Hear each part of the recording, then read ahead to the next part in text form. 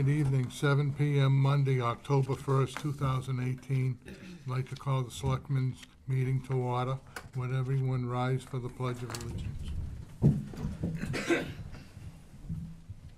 pledge allegiance to the flag of the United States of America and to the republic for which it stands, one nation, under God, indivisible, with liberty and justice for all.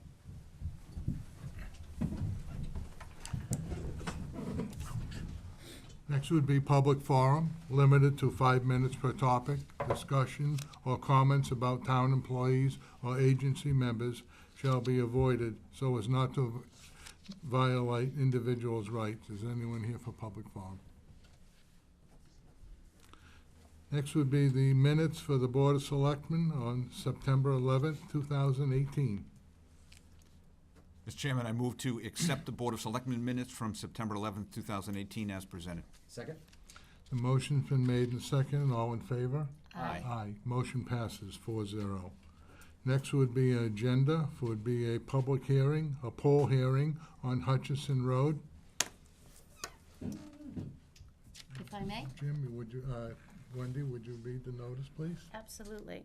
Public hearing notice. In accordance with the provisions of Mass General Law, Chapter 166, Section 22, you are hereby notified that a public hearing will be held at 7 o'clock p.m. on Monday, October 1st, 2018, in Sutton Town Hall upon petition from National Grid for permission to install 5 JO poles on Hutchinson Road, beginning at the point approximately 1,085 feet west of the center line of the intersection of Hutchinson Road and Horn Drive, and continuing approximately 800 feet in a northwesterly direction.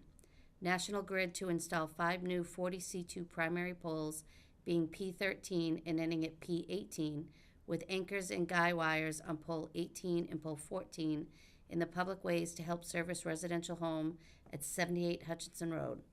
Also, for permission to lay and maintain underground laterals, cables, and wires in the above or intersecting public ways for the purposes of making connection with such poles and buildings as the petitioner desires for distributing purposes. Plan file herewith marked number 2417899, signed off on by Police, Fire, and Highway. Thank you. And I declare the public hearing open. And sir, from National Grid, would you come She forward? said it perfectly, actually. I don't have to say anything. It's just there's 5 poles coming down from the top of Hutchinson Road, about maybe, like she said, about 800 feet to service one lot that sits behind transmission lines in the back. That's pretty much it. We tried to come the other way, but I got beat up by the damn safety people. So we had to try it this way. And poor Rob Judson's gonna cost him a few bucks, but the only way we can do it. So open to the public first. No, us first. Mr. Chairman, you might recall that this was planned and then pulled off the agenda, and I let the board know maybe a month ago that there was an issue with dam safety, as the National Grid representative mentioned, and the state of Massachusetts Fisheries and Wildlife, all different groups were involved with this. They really didn't feel comfortable pulling the pole off of West Sutton Road onto Hutchinson, which would have been a shorter route, fewer poles, etc. But then National Grid came back and decided to start at pole 13 and go to pole 18. Okay. Longer distance, but at least they get the power when they need it. And it doesn't go anywhere near the culverts or any of that the dam work that you guys are doing. So it worked out better. Just my thought. Dave? Thank you, Mr. Chairman. So 5 poles, is that just a matter of the distance that's there? That's how far, yeah. We Yeah. try to set the poles between 150 and 160 feet apart. So the distance from pole 13, which is the one we're gonna replace that pole, and then add the 5 others, 14 through 18, and then we're gonna put a transformer on that to serve as one house. Nothing we can do. Okay, so then it also talks about, your request talks about permission to lay underground? There's not gonna be there's no underground involved here. Okay. We're gonna do, that's just how they word a lot of our documents like that when they send them to the towns, because they wanna have options, but this is going overhead all the way from pole 13 to pole 18. I'm gonna put a transformer up there. He's going underground under our transmission lines, and he already has an easement for that to run about 350 feet to the lot that sits in the back.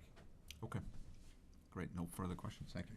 Jesse? I only have one statement. Police, fire, highway signed off on it, so I have no Thank questions. you very much, I just have a question out of curiosity. You're good. If you're looking southwest past pole 18, is the closest pole across West Sutton Road? Actually, yes. Well, like I said, at the beginning, I had 3 poles set. 2 of them were gonna be in that dam area at the time. When I first looked at it, I mean, it looked like a road. I had no idea it was a dam, and all of a sudden, Fish and Wildlife, when I did the petition hearing, everybody came out of the woodwork and started calling me up, and they're like, well, we don't like this. So we went down to 1 pole in the middle, which the Fish and Wildlife people were great, they were fine with that. And then the dam safety people came in and said, well, I think we have to have a study on the effect on how this pole will affect the dam and whether it'll collapse it. I said, well, how long will that take? He goes, well, 6 months to a year. And I said, okay. I said, I'm done with that. And is this new construction? Yeah, he's building a house in the back. Okay. And just for the record, dam safety is without an N, just DAM. Dam, like a Hoover Dam. That was kind of a joke. Yeah, thank you. That's funny. Well, after a while, that was my thing. Damn, this is tough. Thank you, Mr. Chair. I'm all set. And I agree with all my colleagues. The only thing I would say, I'm glad to see this being brought forward now because I think that the homeowner has been punished long enough. Oh boy, Rob's called me like every week for the last 3-4 months. You know, we're glad to move this forward. Yeah, you know? you will. Thank you very much. Thank you. So, after that, any comments from the public at all? Okay. Do we have a motion? Mr. Chairman, I'd like to make a motion to close the public meeting. Close the public hearing and now a motion? I think we have to vote on that, right? Yeah. Yep. Motion to close the public hearing. Second. All in favor? Aye. Motion passes 4-0. Mr. Chairman, I'd like Yes. to make a motion to approve poll hearing number 24171889 from Ngrid as advertised in the September 6th, 2018 Millbury Sutton Chronicle. Second. Motion's been made and seconded. All in favor? Aye. Motion passes 4-0. Thank you. Thank you, folks. You have a good evening. You too. Tell the Thank you. chief I hope he's feeling better. I heard he had a little accident. He's Yeah. on the mend. Yeah. Yep. Yes. All right, have a good one. Next on the agenda would be approval of land use of APR at Whittier Farms. Jim? Thank you, Mr. Chairman. Tonight, I'm requesting the Board of Selectmen sign a certificate of approval for the APR land at Whittier Farms. As we all know, Whittier Farms is interested in installing and operating an on-farm anaerobic digester. This anaerobic digestion system at Whittier Farms is a beneficial reuse of manure and food waste, which will provide electricity and heat along with other benefits. Massachusetts Department of Agricultural Resources is asking the Board of Selectmen to sign this agreement on the APR land. Once this is done, it will go to the state and they will sign off the document, allowing that digester process to move forward. So essentially, this needs the Board of Selectmen's vote or to authorize the chairman to sign this, and then it'll go to the state. They'll review it. They will potentially sign it at that point, and then they can move forward with the planning process. Do we want to hear from anybody? I don't know what you wanna hear. There was a tour that went out to a site in Deerfield, which is very, very similar to what we're proposing. Jim, John, and Jesse were on that tour, amongst some others. It changes a lot of things for us to benefit both our business and as well as the community. And it's a step into the future, it really is. So along with technology changing, like everybody's got the electronic version of what you used to have in paperwork, it's, for our business, it's a step forward. If there's any particular questions, there was supposed to be a gentleman from Vanguard, the operating company, here tonight. He's not here as of right now, but I can We'll talk slow. probably answer most. Where do you anticipate putting it on your property? It would be to the south side of the existing barn at Douglas Road. Okay. So the APR, there's 2 APRs at Whittier Farms holds, one on Town Farm Road and one on Douglas Road. It would be going on Douglas Road site, takes up just a speck under 2 acres of land. And, in order for us to develop on APR land, the town is a co-holder in that agreement. So the town is asked to sign the release. State will sign the release. We've had visits from APR people, DEP, there's a permit process through them for compost and noise. And the noise issue is, I'm not sure why they have a permit, it has to be less noise than what exists there now. So we can't increase the noise level at all. Those permits should be ready, the review process is already ongoing, those should be ready the end of this month. APR was out last week with a signature through the board and representing the town of Sutton. They should be signing off later on this month, and then we can start moving toward construction plans and permits along those lines. And before I go any further with members, would you just please identify yourself for the record? Green 7 Douglas Pike. Sorry. Thank you. And I should know that. Dave? So after the tour, and actually wish I had gone on it, because we had a discussion on our board about the tour and got really good reviews from the visit. So it really sounds positive to me, and I'm excited to be able to sign on to the approval. What we read says that you're going to need to actually bring in food waste from other places because you don't have enough on-site. So we are obligated through a potential contract to provide so much manure, animal waste, to that facility for a 20-year period. Then there's food waste. In 2016, there was legislation in the state of Massachusetts that food waste cannot be put into a landfill. And therefore, if you fill your car with regular gas, or you fill it with high octane, we put manure in, it's regular gas. If you add food waste, it's high octane. All of the organics that exist in that mixing tank and through methane digestion produces a methane gas, turns a generator, makes electricity. It makes an extreme amount of heat, which can be used at our farm. Most of it, actually, in going through the numbers. The solids that are in the liquid as it's digested, sawdust, food, fibrous material that we feed to cows that passes. That's gonna be separated and used back in the barn as bedding.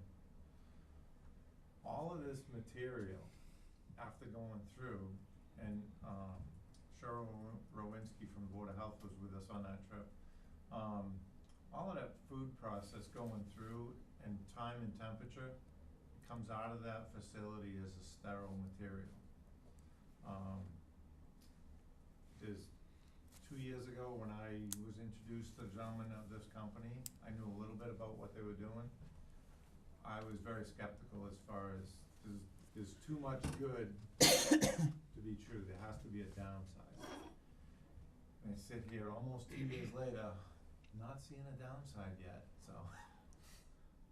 Where do you, well, actually, so the people that are providing the device Food. itself, are they gonna operate it? Yes.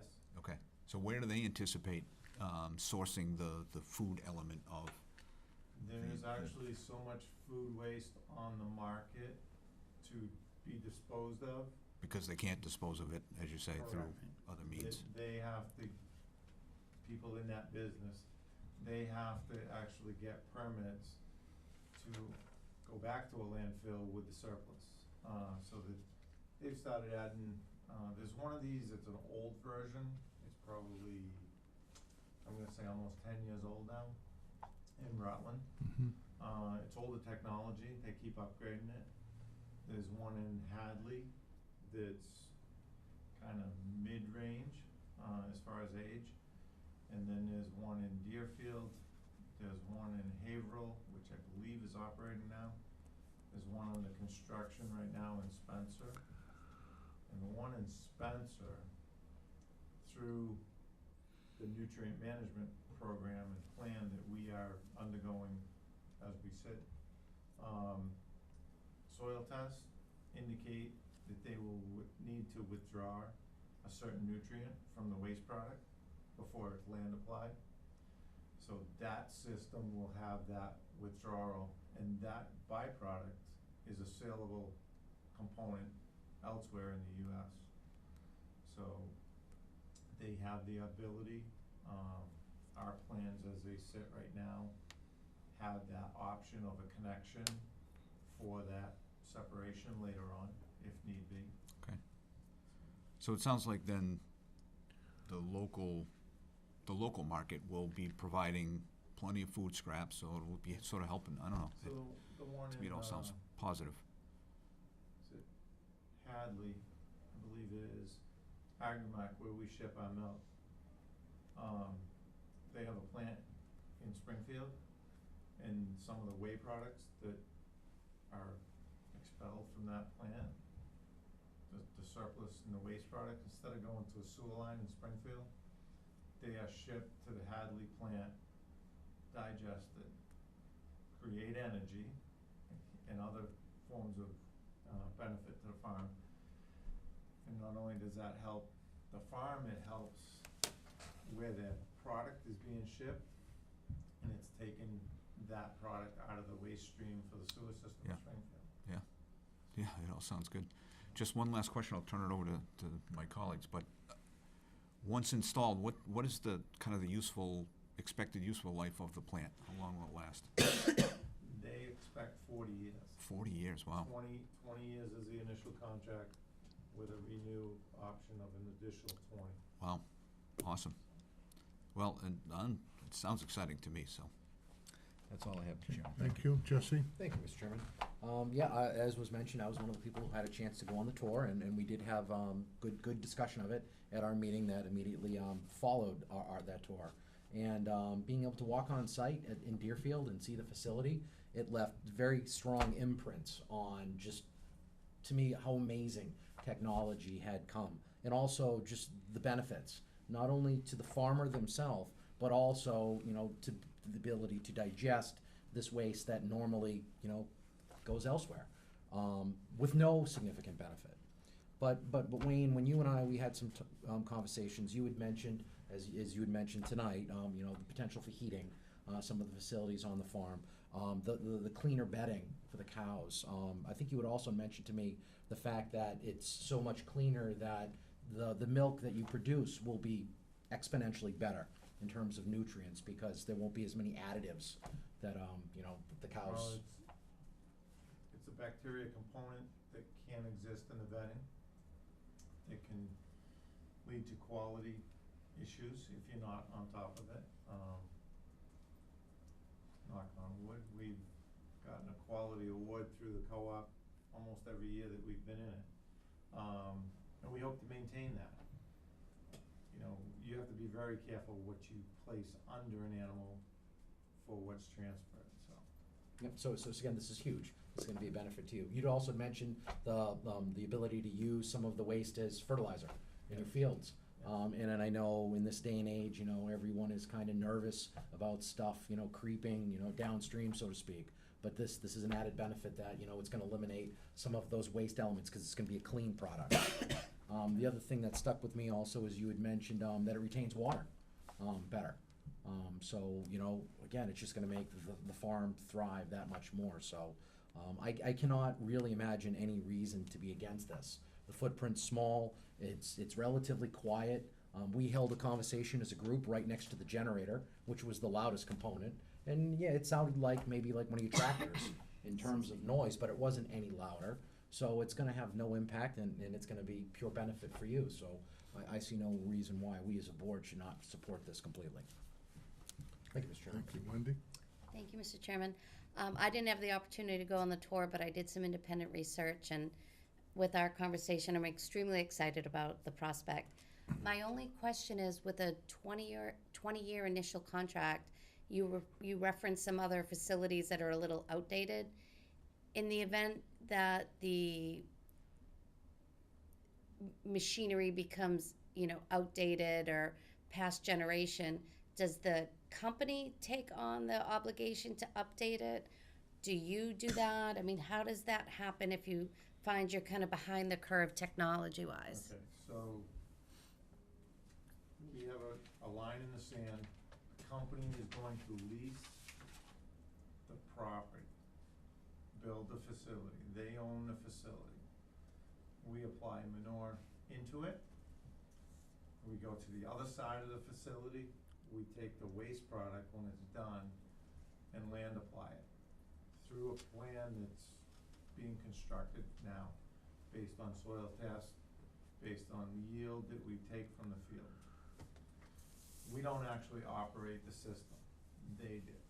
The older facility, the one in Rutland, is under the third ownership and management. It was built by 2 or 3 farms that formed a co-op to get started. And it worked for a while that way, but I guess like any partnership, eventually things aren't working as well as you'd think. So Vanguard, the company will be building this one, that's what they do for a business. So as the third generation, they've come in and they operate the one in Rutland. The newer ones that they've built are all of the basic same footprint, same equipment, motors and things like that. So if they need to update something, it's on a shelf in a warehouse waiting. It doesn't matter which one it goes to, it's ready. And they absorb that cost, not you as the lessee? That's 100% their cost, Okay. yes. Like I said, we're responsible for discharge of a certain number of gallons, and that will be determined. And APR, our restrictions, one of the questions the other day was, what percent of what's gonna be generated are we gonna be able to apply without exceeding certain limits? The gentleman in Rutland, he's got the most experience with it. 4 cuttings of hay a year, consecutive, or consistently, I should say. And doesn't matter whether it's a wet year or a dry year. And most people are getting 2, sometimes 3. So he's got a big yield increase, but he's able to apply only when he needs it. Okay. All right, thank you for that. Welcome. I think it's wonderful. I'm excited for the town. Jesse, you had another Yeah, question, and follow-up? Wendy just triggered one thought that went through my head. Just to reiterate one point, if it was not mentioned already, no one in the farm itself, in terms of your staff, they're not gonna be involved in operation or maintenance in any way, shape, or form. Nope. So if there's any technical issues, it's gonna be Vanguard that responds. Correct. Now, one of the things that was highlighted in the presentation that we saw was the statement that everything in this day and age, it's all Wi-Fi enabled, but they had mentioned that there's usually someone out on staff during the day, and if there's a response, they're always in the area, so they can be on site on a moment's notice. So it's no extra headaches, no extra work on your end. Correct. Sure. Thank you. Thank you, Mr. Chairman. Dave has a follow-up question. So this is more interest than anything else. So if what you just described a moment ago to Wendy, you're contracting to use a certain amount of the material that's produced? Is that what you're saying? So the contract that exists now, and it may change based on soil tests and quantities as we get closer. The way it exists now, we are obligated to supply a certain amount of waste. Yeah. We are obligated to remove a certain number of gallons of the liquid nutrient and land apply it. Those numbers will be adjusted before it is finished out, based on a number of acres of land, what the soil test is, what crop we grow, and that's our responsibility. Anything beyond that is theirs. So the contract's gonna be designed to allow you to use what you need? Correct. Okay, I guess I didn't know if you had excess, if that'd even be a sellable material that you would have, some. On the bedding end of it, because it's a separate piece of equipment in the whole mix, and we can sell bedding up to a point, they get what we sell up to a point of it pays for the machine, and then beyond Comes that back would to be you. anything we use back in the barn basically is gonna end up back in the system. Yeah. And that's at no charge. Interesting. Okay, thank you. Thank you, Mr. Chairman. It's been very interesting. What I was impressed with was 11 representatives left the town hall here and went out there to the unknown. And when we got there, we were all very impressed with everything that was done. And Vanguard putting up a large sum of money to run this operation, and it's 4 or 5 or 6 that are now in place. And I think it's rewarding, and everyone that come away from there was very positive, and we wish you and all the Whittiers good luck with this whole operation. Thank you. And now we have a motion, please. Mr. Chairman, I'd like to make a motion to approve and authorize the chairman to sign the co-holder approval form for APR land at Whittier's Farm. Second. Motion's been made and seconded. All in favor? Aye. Aye. Motion passes 4-0. Good luck. Thank you very much. Excited for you guys. Next would be the approval and sign the fall town meeting warrant. Thank you, Mr. Chairman. We went through the warrant at the last meeting extensively. You know, if anybody has any questions, I'm willing to answer them. I'd rather not go through the entire warrant again. The only question, I think, was Article 2, was what we were going to transfer to OPEB. As you see later in my town manager's update, I've stated that we received over $2 million in free cash, so we're gonna appropriate essentially $200,000 in free cash. We have $50,000 from overlay and another approximately $30,000 for the cell tower rental. So that'll be $280,000 going into OPEB. Is that over and above the normal? That's over and above, that's following the Board of Selectmen's policy of, which says that 10% of free cash will go towards OPEB at the end of the fiscal year, as soon as Department of Revenue certifies that free cash. It also states that we may use surplus overlay funds to fund OPEB. And in addition, it says that any revenue we receive from the Town Farm Road cell tower will also go towards OPEB financing. So it would be far and away the largest single contribution, 1-year contribution. Certainly, we because we contributed $100,000 ordinarily through the budget that we've done for the last 6, 7, 8 years. And then you add another $280,000 on top of that. So that now, that fund comes close to $1.5 million.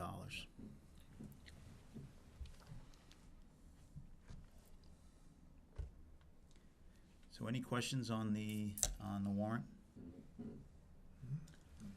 Have none? None here, Chair, Mr. Chair. Wendy? No questions? We have a motion on the floor. Mr. Chairman, I'd like to make a motion to approve and sign the fall town meeting warrant. Second. Motion's been made and seconded. All in favor? Aye. Motion passes 4-0. Next would be town manager's update. Jim? Thank you, Mr. Chairman. The first update is upcoming meetings with department heads. At the last goals meeting, the board requested periodic meetings with department heads. I'm planning to have Fire Chief Matt Balsito come before the board on October 16th, our next meeting. That's the day after town meeting on the 15th. In addition, I'm going to have the chairperson from the Conservation Commission, Joyce Smith, come to the board on November 13th.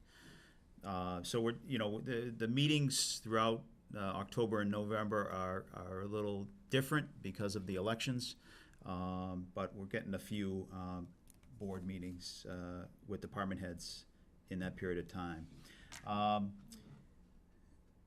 Item number 2 is moving the fire department offices to the former police department. I've been working with Matt Balsito to have the fire department move their offices to the former police department. Currently, the fire department is not handicap accessible, which is a significant issue for the town. It's ironic that the building was built in 1983, well after the ADA regulations came into place, but ultimately there's a large stair that you're forced to go up to get into the fire department, and it is an issue with selling burning permits and any other issues that the public has to go see the fire department. So to solve that, we're gonna move them to the former police department offices, which are handicap accessible. In addition, the other benefit is it protects the backup communication system within the police department. That's been a big concern of ours, making sure we have some sort of redundancy within the communications. The fire department, obviously, having those offices under lock and key, they will be able to protect those operations in case it's needed. Matt and I have talked about the plan of moving the EMS out of the basement where there's no windows or anything. It's just kind of a secluded area towards the front where the fire department offices currently are. So it's office space only. There's no interaction with the public there. We're going to look to plan to build it out a little bit so there'll be sleeping quarters there. The EMTs or paramedics will be able to sleep comfortably and more quickly respond because the ambulance will be right outside. They'll be able to jump in the ambulance and head off to a call versus running down the hall into the code to get into the library, then enter the fire station. It's a quicker,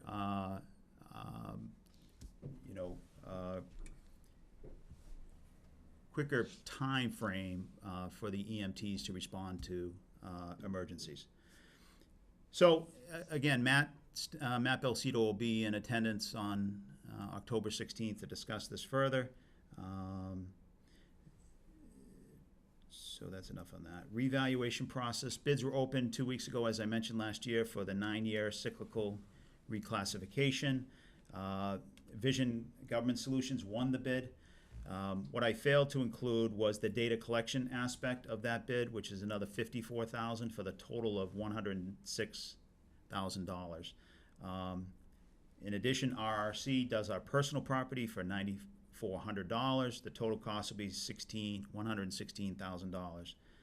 Again, we set aside $180,000 for that, so we have more than enough money, but my concern is I get that information out at the last meeting and before getting the full information on the actual bid. Vision actually failed to include the data processing costs in their bid, but we're meeting with them tomorrow to discuss that. So just to let you know, we do have some money left over, but not as much as I originally identified. Agera Energy Aggregation, last January, the town, I think it was prior to January, I think in October, we signed a 3-year contract with Agera Energy to provide electricity to the town's residents and businesses. They have notified the town that they would like to increase the price of electricity due to changing market conditions. They're claiming that ISO New England significantly changed its required reserve margin based on a material change. We are challenging this issue with Agera and have sent communications to the General Counsel for Agera Energy and to National Grid. I've also enclosed a copy that I sent to the General Counsel. By contract, we may end up in dispute resolution. There are a number of other communities that have been affected by this sudden change in their agreements. So I don't know how this will end up, but I just wanted to keep the board informed that we have been notified, we have responded, and we are pursuing this aggressively. Our intent is to try to preserve the amount of money, the price of electricity that was guaranteed to us for a 3-year term. And there are obviously changing conditions that we have to respond to, but this might not be one of them. So we'll get back to you as soon as we know more. Free cash certification. We received our free cash certification last week. The general fund is, as of July 1, is $2,137,986. The transfer station retained earnings is $48,255. And the sewer enterprise retained earnings are $187,596. Those transfer station is is healthy. We've been purchasing a significant amount of equipment through those retained earnings. Obviously, our revenues through the transfer station are declining as a result. I shared with the board during the summer's PowerPoint presentation. So we'll have to see how that ends up, but I feel comfortable with that retained earnings number. And the sewer department retained earnings is about average of what we generally receive. What is not average is the amount of free cash we received. I did include a breakdown of where that free cash comes from, and we can talk about that maybe at the end of the presentation or further on, if that's the board's wish. Prime Metals TIF was ratified by the state EDIP, Economic Development Incentive Program, on Wednesday, September 19th. Jennifer Hager was in attendance at that meeting. Girl Scout can and bottle recycling. I met with Caitlin Reed from the local Girl Scouts, who was interested in having a new recycling unit built for the transfer station. This effort will help her towards her Girl Scout Gold Award, and David Arsenault is her advisor on this project, so I don't see any major issues going on down there. John Kuchar advised her that there's no need for a building permit. It's essentially putting a new recycling unit at the transfer station. So, exciting project. I'm looking forward to that. Brush Chipping Day will be held at the transfer station on Saturday, October 20th from 8 to noon. And the golf tournament, the 10th annual golf tournament to benefit the Mike Chizzy Food Pantry, will be held this Friday at 9 a.m. at the Clearview Golf Course. And the board is invited to attend. We don't know what it's going to be like next year. Obviously there's a planned proposal for housing up at that course, but hopefully that goes well. One other item I'd like to, we had an opportunity to test our Code Red system again this evening. We wanted to let the public know that we have a special election being held tomorrow. It is unusual that a special election in October is being held, and unfortunately we didn't have the sign that we usually have out inside of precinct 1 and 3 that notifies people. That sign is currently being used for the Dudley Road repaving project.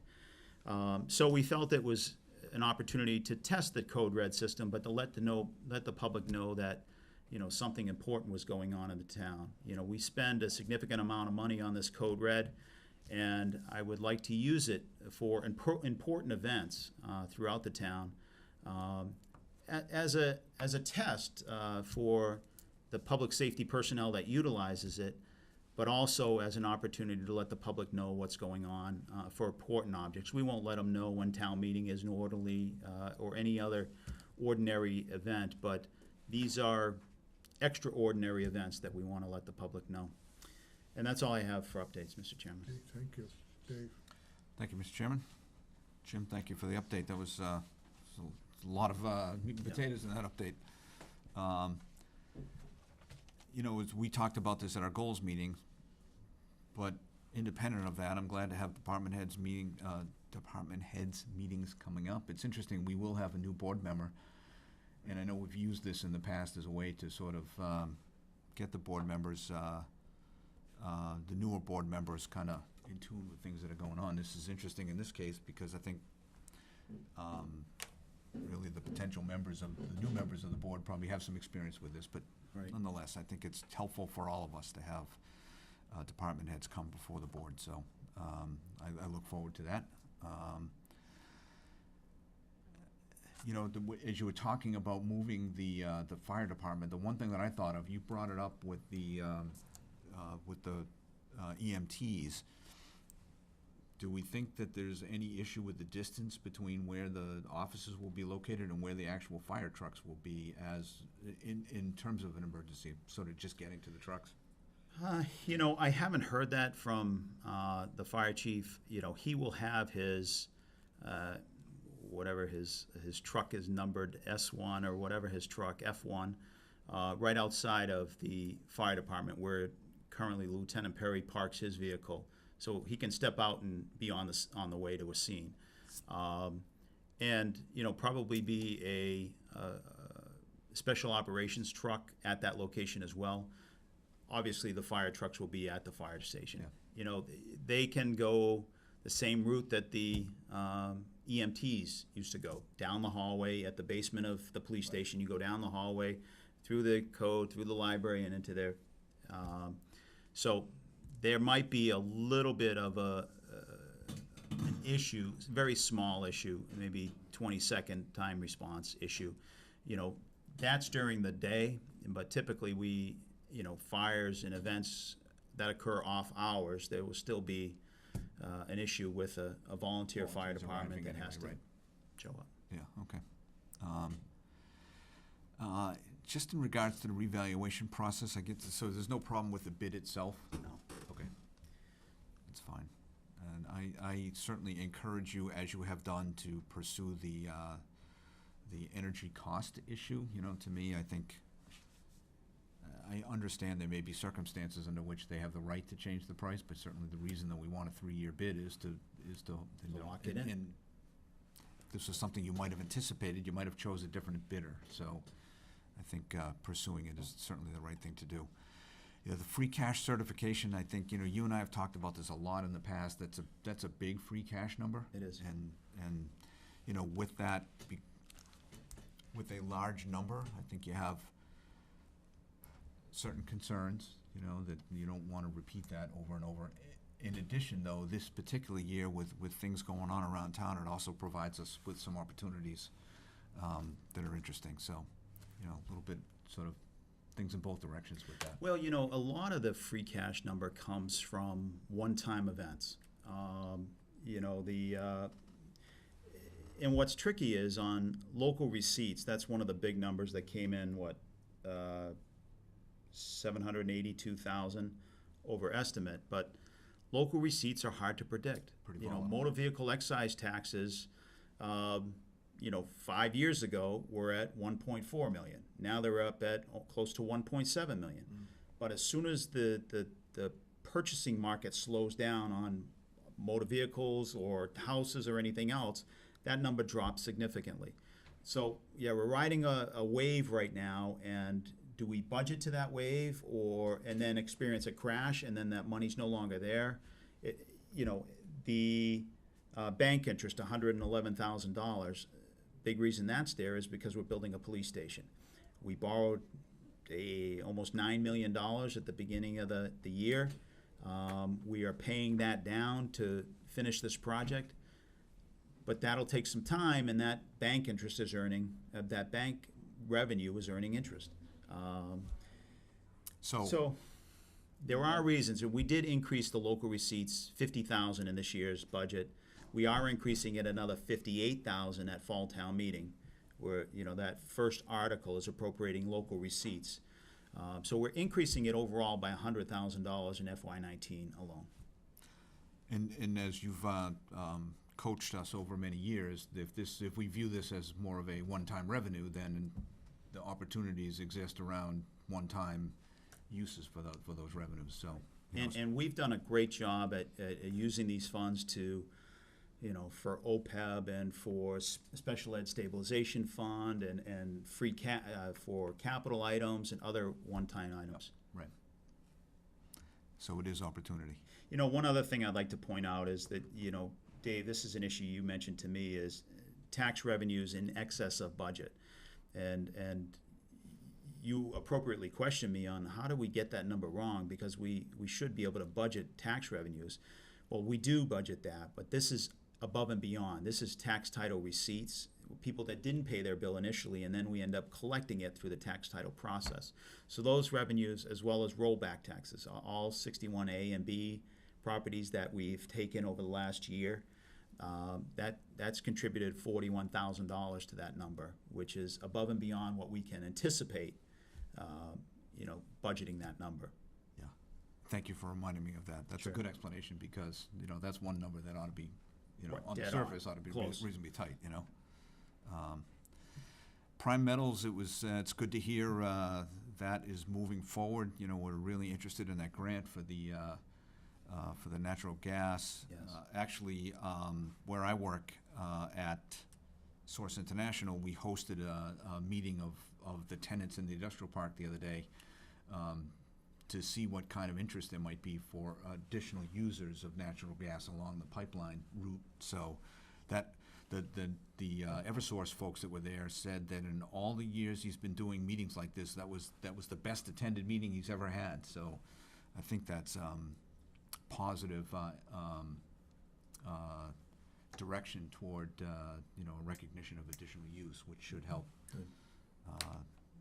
should help them with their decision making along the way. So just quickly, because I want to go quick here.